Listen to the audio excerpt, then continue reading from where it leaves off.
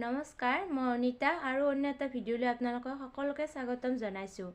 আজি মই তেল পিঠা বনাম। আহকচোন চাও কেনেকৈ বনাব পাৰি। চাউলৰ গুড়ি লৈছোঁ 1 কাপ, ময়দা লৈছোঁ 1 কাপ, তিল লৈছোঁ 2 চামুচ বগা তিল আৰু পাউডাৰ গাখীৰ ½ কাপ, গুড় 1 কাপ। 1 কাপ চাউলৰ গুড়ি দিলোঁ, শুকান চাউলৰ গুড়ি আৰু 1 কাপ ময়দা। সম পৰিমাণৰ দিব। ইয়াত নিমখ দিছোঁ মই ½ চামুচ, ইয়াত পাউডাৰ গাখীৰ দিছোঁ আৰু বগা তিল 1 চামুচ দিছোঁ আৰু এবাটি গুড় দিছোঁ। মই গলাই লৈছোঁ আৰু এতিয়া মিশ্ৰণখিনি ভালদৰে মিক্স কৰি ল'ব।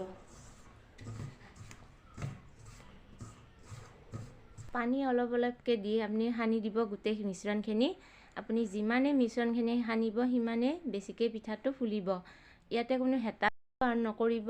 আপুনি যিমান পাৰে হাতেৰে মিশ্ৰণখিনি মিলাই ল'ব আৰু যিমানে হাতেৰে মিলাব সিমানে আপোনাৰ পিঠাটো ফুলিব। আৰু ইয়াতে অকণমান পানী দিলোঁ। মিশ্ৰণটো ঠিক এনেকুৱা হ'ব লাগিব, মানে জোখটো এনেকুৱা টাইপত থাকিলে আপোনাৰ পিঠাটো ঠিক হ'ব। আৰু মই এতিয়া 10 মিনিট ঢাকি থৈ দিম, তাৰপিছত পিঠা বনাম। মোৰ দিব ৰৈ গৈছিল। আধা কাপ নাৰিকল মই ইয়াতে দি দিছোঁ আৰু এতিয়া আমি পিঠা বনাম। এতিয়া মই তেলত মিশ্ৰণ হেতাখনেৰে দি দিলোঁ আৰু লগে লগে পিঠাখন ফুলি উঠিব। তেলটো আপুনি বেছিকৈ গৰম হ'ব দিব, যাতে গেছটো মিডিয়াম হৈ থাকে আৰু পিঠাখন জ্বলি নাযায়। দেখিছেনে কি ধুনীয়াকৈ ফুলিছে পিঠাখন? আপুনি এনেকৈ সহজতে তেল পিঠা বনাব পাৰিব।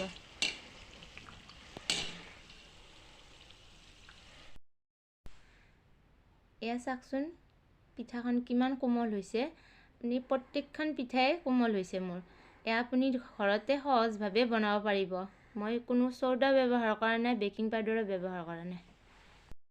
যদি মোৰ ভিডিঅ'টো চাই আপোনালোকৰ ভাল লাগিল, লাইক কৰিব, কমেণ্ট কৰিব, শ্বেয়াৰ কৰিব আৰু লগতে চেনেলটো ছাবস্ক্ৰাইব কৰি দিব।